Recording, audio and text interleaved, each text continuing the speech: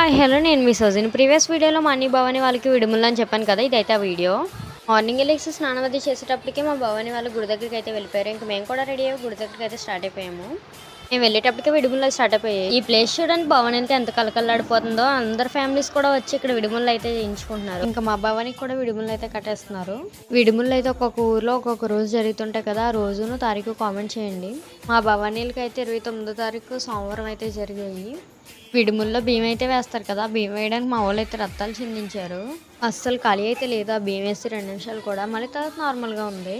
ఇంకా విడుములు అయితే కట్టేసిన తర్వాత చేతిలో కొబ్బరికాయ హారతి అయితే ఇస్తారు. ఇంకా అది పగల కొట్టేసిన తర్వాత 3 సార్లు ప్రదక్షిణాలు అయితే చేశారు.